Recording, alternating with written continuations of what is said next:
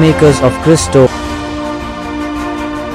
இயேசுவில் அன்பார்ந்த சகோதர சகோதரிகளே, விடுதலை பயணம் 16வது அதிகாரத்தில் பார்க்கிறோம். பாலைவனத்தில் தினசரி உணவு, வானத்திலிருந்து மன்னா பிள்ளைகளுக்கு கிடைக்கிறது. கடவுள் செங்கடலை தாண்ட வைத்து எங்கு விடுகின்றார்? பாலைவனத்தில் விடுகின்றார். பிரயாணம், கானா தேசத்தை அடைய வேண்டிய பிரயாணம். மத்தியிலே பாலைவனம் வந்து விட்டது. அங்க ஒன்றும் கிடைக்கல. யாரோ கொஞ்சம் கொஞ்சம் ஆடு வச்சிருக்கிறவங்க ஆடை அறுத்து சாப்பிட்றது, இல்ல ரொட்டி ஏதாவது செஞ்சு சாப்பிட்றது, இது போல அவர்கள் ரொம்ப சோர்ந்து போகிறார்கள். பாலைவனம், அந்த காலத்துல எல்லாம் எவ்வளவு வெயில், ஆடை கூட சரியான ஆடை இருக்காது. சாக்கு உடைகள் தான், மொத்த துணியுடைய துணிகள் தான் அவங்க போட்டிருந்தது. மக்களாகவே இல்லை. தங்களுடைய வாழ்க்கையில ஐயோ இன்னும் எவ்வளவு தூரம் பிரயாணம், சாப்பிட கூட சாப்பாடு இல்லையே. ஐயோ, மோயிசனிடம் பயங்கரமான வாக்குவாதங்கள். எங்களை ஏன் அட்லீஸ்ட் அங்க கஞ்சி கிடைச்சிச்சு, இங்க ஒண்ணுமே கிடைக்கலையே. அவங்க அட்லீஸ்ட் சோறு போட்டாங்க, இங்க ஒண்ணுமே இல்லையே. அங்க வேலை செஞ்சோம், அது நிமித்தம் எங்களுக்கு சம்பளமா அது கிடைச்சிச்சு, இப்போ ஒண்ணுமே இல்லையே. அவங்க புத்தி பாருங்க தெய்வ பிள்ளைகளை. ஒருத்தனுக்கு அடிமையாக இருக்க அவர்கள் தயாராக இருக்கிறார்கள், ஆனால் அவர்கள் ஓனராக அவர்கள் தயாராகவில்லை. இன்னைக்கு எத்தனையோ பேர் அடிமைகளாக கிடைக்கிறோம், எத்தனையோ துறைகளில் அடிமைகளாக கிடைக்கிறோம், எத்தனையோ டிபார்ட்மெண்ட்ல அடிமைகளாக கிடக்கின்றோம். நம்மளால மேல வர முடியல. என்ன மேல வரத்துக்கு தைரியம் இல்லை. உன்னால அந்த முடிவு எடுக்க முடியல. உனக்கு பயங்கர டேலண்ட் இருக்குது, உனக்கு பலவிதமான சிந்தனைகள் இருக்கிறது, உனக்கு கிரியேட்டிவிட்டி இருக்குது. But you are not able to come out because you have fear in your heart. You have fear by seeing something. You have fear for taking initiatives to create something, but you have a creativity mind. தெய்வ பிள்ளைகளே, அப்ப இது ரொம்ப வருத்தத்துக்குரிய விஷயமாக மாறுகிறது. இன்னைக்கு ஒரு சில பேர் அந்த 10,000 15,000 சம்பளத்துக்கு மட்டும்தான் வாழ்ந்துட்டு இருக்கிறான். என்ன, அவனுக்கு பயங்கர மல்டி டேலண்டட் பர்சன்ஸ் இருக்கிறாங்க, ஆனால் அவனால வெளியில வர முடியல. அவனுக்கு எல்லா டேலண்ட் இருக்குது, அருமையா வகையான தோசை சுட தெரியும், ஆனா அவன் ஒரு ஹோட்டல்ல டேபிள் துடைக்கிறவனா தான் இருக்கிறான். அவனுக்கு பயங்கரமான உயிர் கொடுக்கும் ஜீவனுள்ள மருந்துகளை கண்டுபிடிக்க அவனுக்கு நாலேஜ் இருக்குது, ஆனா பயப்படுறான், கவர்மெண்ட்டை பார்த்து பயப்படுறான். தெய்வ பிள்ளைகளை, இது போல பலவிதமான டேலண்டட் பீப்புள் இன்னைக்கு முடக்கப்பட்டு இருக்கிறார்கள். அதே போலதான் அன்றைய நாளில இஸ்ராயல் மக்களும் வெளியே வரத்துக்கு பயப்பட்டாங்க. நான் அடிமையாவே இருந்திருக்கோமேயா, இப்ப பாரு சாப்பாட்டு கூட வழி இல்லையே. நீயும் கஷ்டப்படுவ, 3 மாசம் கஷ்டப்படுவ, 6 மாசம் கஷ்டப்படுவ. அடுத்த நீ ஒரு தொழிலையோ ஒரு வியாபாரத்தையோ தொடங்கிட்டுனா அடுத்த 6 மாசத்துல நீ பயங்கரமா பெரிய ஓனரா ஆவ. ஏன் முயற்சி எடுக்க மாட்டேங்கிற? ஆனால் இறைவனை நீ தேட வேண்டும். அப்ப மோயிசனிடம் இந்த பிள்ளைகள் முறையிடும் பொழுது மோயிசன் என்ன செய்தார்? இறைவனிடம் முறையிட்டார், அந்த மகா சக்தியிடம் முறையிட்டார், அந்த வல்லமையான கடவுளிடம் முறையிட்டார். ஆண்டவரே, தெய்வமே, உன் பிள்ளைகள் சாப்பாடு கேட்கிறார்கள் ஐயா, ரொட்டி கேட்கிறாங்க ஐயா, நான் எங்கய்யா போவேன் என்று. தெய்வ பிள்ளைகளை, வானத்தை பிளந்து வான மன்னாவை ஆண்டவர் பொழிய செய்கின்றார். வானத்தை பிளந்து வான மன்னாவை ஆண்டவர் பொழிய செய்கின்றார். அப்ப எல்லா பிள்ளைகளும் சாப்பிடுறாங்க, ஸ்டோர் பண்ணி வச்சுக்கிறாங்க. எவ்வளவு பெரிய அற்புதம் தெய்வ பிள்ளைகளை. இன்னைக்கு என் வீட்டுல சமைக்க அரிசி இல்லை, என் வீட்டுல ஒரு 10 ரூபா காசு இல்லை, என் வீட்டுல கொஞ்சம் கூட நான் எதையும் சேமிச்சு வைக்கல, என் பிள்ளைங்களுக்கு படிக்க காசு கொடுக்க என்கிட்ட காசு இல்லை, நல்ல ட்ரெஸ் வாங்கி கொடுக்க எனக்கு காசு இல்லை என்று பலவிதமான பிள்ளைகள் வருந்தி கொண்டிருக்கிறீர்கள். நீங்க எல்லாம் முட்டாள்னு சொல்லுவேன் நான். என்ன முட்டாள்? ஏனென்றால் வானத்தையே திறந்து கொட்டுகிற தேவன் நமக்குள்ளாய் இருக்கையில நம்மை தேவன் அபிஷேகித்திருக்கிறார். தேவன் அபிஷேகித்திருக்கிறார். நீ ஏழ்மை வறுமை ஏழ்மை வறுமை என்று சொல்லிக் கொண்டிருக்கையில நீ உன்னையே நீ சபித்து கொண்டிருக்கிறாய், சபித்து கொண்டிருக்கிறாய். அப்ப ஆண்டவர் அதனால்தான் சொன்னார், இல்லாதவன் இருப்பதும் எடுக்கப்படும் என்று. ஏன்னா அவனுக்கு மைண்ட் அப்படி ஆயிடுச்சு. ஏன்னா நீ உன்னையே சபித்து கொண்டிருக்கிறாய். ஒவ்வொரு நாளும் ஆசீர்வதிக்க தொடங்கு. உன் குடும்பத்தை ஆசீர்வதி, இந்த டேபிளை ஆசீர்வதி, தேவனுடைய இருப்பிடங்களை ஆசீர்வதி, இந்த ஆடைகளை ஆசீர்வதி, உன் வீட்டில் இருக்கிற அந்த ஒரு வாயாக இருந்தாலும் அதை ஆசீர்வதி, ஆசீர்வதி. தேவன் கொடுக்கிறார், தேவன் கொடுக்கிறார், தேவன் கொடுக்கிறார், தேவன் கொடுக்கிறார் என்று ஒவ்வொன்றையும் ஆசீர்வதி. பல மடங்கு நீ பெருகுவாய் பிள்ளைகளை. And the divine power will start overflowing in you. The divine powers will start working in you. The divine blessings will come in you.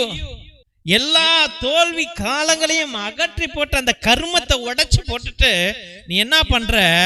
ஆண்டவருடைய பிள்ளையாக மாறுகிறாய், ஆண்டவருடைய சக்தியுடைய பிள்ளையாக மாறுகிறாய்.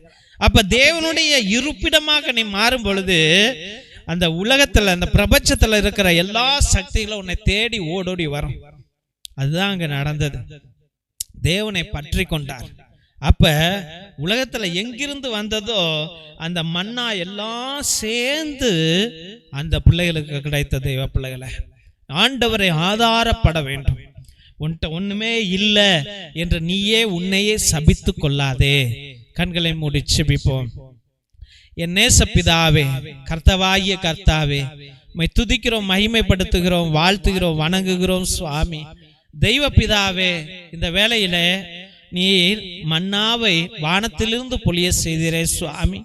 இல்லாத பிள்ளைகளுக்கு, பசித்தோருக்கு, ஐயோ என்ன செய்ய போகிறோம், உயிர் இல்லையே, தெம்பு இல்லையே, தைரியம் இல்லையே, சக்தி இல்லையே, நடக்க முடியலையே, வாழ்க்கை இல்லையே என்று பாலைவனத்தில் இஸ்ராயேல் மக்கள் போராடி கொண்டிருக்கையில மன்னாவை பொழிந்தீரே சுவாமி.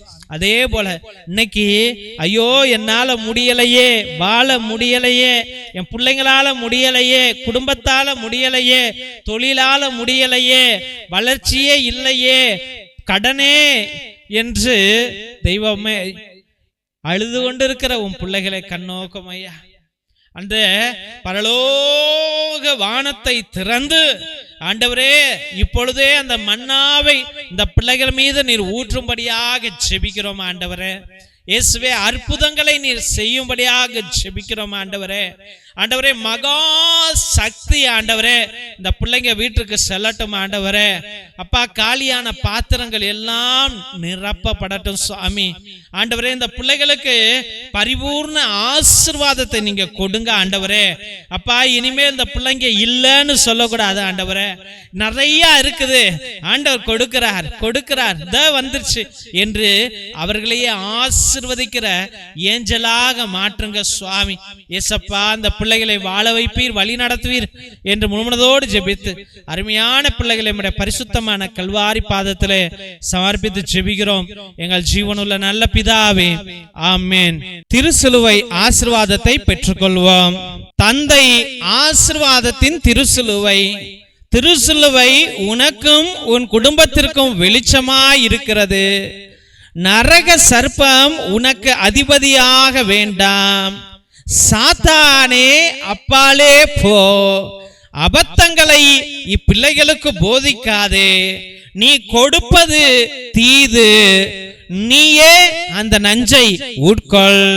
நற்கருணை ஆசீர்வாதத்தை பெற்றுக்கொள்வோம்.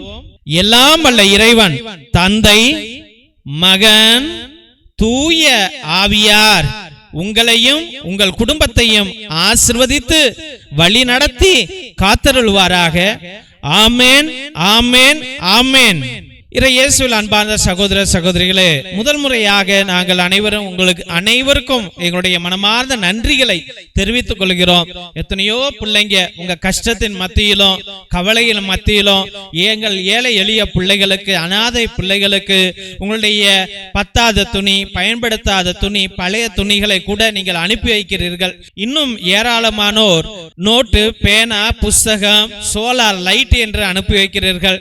எங்களுடைய ஏழை குடும்பங்களுக்கு நீங்கள் உதவுவதற்காக எங்கள் மனமார்ந்த நன்றிகளை தெரிவித்துக் கொள்கிறோம். எங்களுடைய சபை ஸ்தாபகர் மோஸ்ட் ரெவரண்ட் பிஷப் ஹிபோரா குஷாலா அவர்கள் தலைமையிலும், எங்களுடைய சபை தலைவர் ஃபாதர் கிஷோர் பாபு தலைமையிலும் நீங்கள் அனுப்புகின்ற ஒவ்வொரு துணிகளும் ஏழை எளிய பிள்ளைகளுக்கு பகிர்ந்தளிக்கப்படுகிறது. பிள்ளைகள் படிப்பதற்கு பகிர்ந்தளிக்கப்படுகிறது. அதை தான் இந்த போட்டோல நீங்க பார்த்து கொண்டிருக்கிறீர்கள். உங்களுடைய மனமார்ந்த உதவிகளுக்கு எங்கள் அன்பான ஜெபங்களும் நன்றிகளும். மற்றுமாக உங்களால் முடிந்த அளவுக்கு உங்களுடைய உற்ற உறவினரிடம் சொல்லி கூட இந்த பழைய துணி, பத்தாத துணி, பயன்படுத்தாத துணிகளையும் மற்றுமாக ஏதாவது நோட்டு, பேனா, புஸ்தகங்களை கூட நீங்கள் தொடர்ந்து அனுப்பும்படியாக அன்போடு வேண்டுகின்றோம்.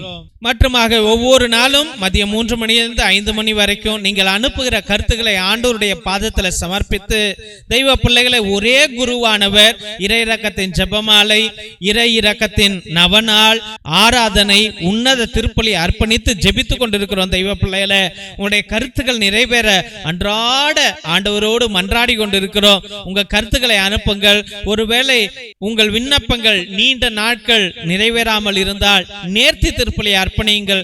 3 திருப்பலி, 5 திருப்பலி, 7 திருப்பலி, 9 திருப்பலி, 12 திருப்பலி, 21 திருப்பலி, 33 திருப்பலி என்று நீங்கள் அர்ப்பணிக்கலாம். ஒருவேளை உங்களுடைய குடும்பத்தில் யாராவது மரித்திருந்தால் அவர்களுக்கு கிரகோரியன் மாஸ், அதாவது புனித கிரகோரியார் திருப்பலியை அர்ப்பணியுங்கள். 30 திருப்பலி ஒரு ஆத்மாவுக்காக ஒரு குருவானவர் என்னாலும் ஜெபித்துக் கொண்டிருப்பார். அவருடைய நித்திய இளைப்பாறுதலுக்காக ஜெபிப்பார். அதை நீங்கள் அர்ப்பணிக்கப்படியாக அன்போடு வேண்டுகின்றோம். மிரக்கல் ஆயில், அதிசய எண்ணெய், இது கோகனட் ஆயிலோ மற்ற எண்ணெயோ கிடையாது. இது நிஜமாகவே உயிரை காக்கும், வலியை நீக்கும், ஆஸ்மா வலிக்கும், மூச்சு வாங்குதலுக்கும், மூச்சு திணறலுக்கும், வயிற்று வலிக்கும், கால் வலிக்கும், தலைவலிக்கும், அனைத்திற்கும் பயன்படும். தெய்வ பிள்ளைகளே, இதை நீங்கள் வாங்கி பயன்படுத்தும்படியாக அன்போடு வேண்டுகிறோம். நீங்க மட்டும் பயன்படுத்துவது இல்லாமல் மற்றவர்கள்ட்டையும் சொல்லுங்க, இந்த எண்ணெயை வாங்கி பயன்படுத்துங்க, எல்லா வழிகளிலிருந்து ஆண்டவர் விடுதலை கொடுப்பார் என்று சொல்லும்படியாக அன்போடு வேண்டுகின்றோம். ரத்தத்தின் விடுதலை ஜெப புத்தகம் அந்த காலத்தில் நம்முடைய மூதாதையர்கள் அந்தோனியா தகடு, செபஸ்தியா தகடு எழுதுவதற்கு பயன்படுத்திய ரகசிய ஜெபங்கள் உடையவை, சக்திமிக்க ஜெபங்கள் உடையவை. இதை வாங்கி நீங்கள் பயன்படுத்தும்படியாக அன்போடு வேண்டுகிறோம். இது செய்வினை அகற்றுவதற்கும், கட்டுகளை உடைப்பதற்கும், குடும்ப வளர்ச்சி அடைவதற்கும் அருமையான ஜெபங்கள் உடையவை. இது தமிழ்ல, இங்கிலீஷ்ல இருக்கு. இதையும் நீங்க வாங்கி பயன்படுத்தும்படியாக அன்போடு வேண்டுகின்றோம். மற்றுமாக தெய்வ பிள்ளைகளே, ஒவ்வொரு நாளும் மதியம் 3 மணியிலிருந்து 5 மணி வரைக்கும் இந்த ஜெப வழிபாட்டில் கலந்து கொள்ளுங்க. இந்த சேனலை பார்க்கிறவங்க, இது கடவுள் கொடுத்த சேனல், இதை தயவு செய்து சப்ஸ்கிரைப் பண்ணுங்க, இதை ஷேர் பண்ணுங்க. கஷ்டப்படுகிறவங்களுக்கு இந்த வீடியோவை அனுப்பி இதுல கலந்து கொள்ளுங்க என்று அன்போடு கேட்டுக்கொள்ளுங்க. இந்த ஊழியத்தை நீங்கள் வளர்க்கும்படியாக அன்போடு வேண்டுகின்றோம். God bless you all.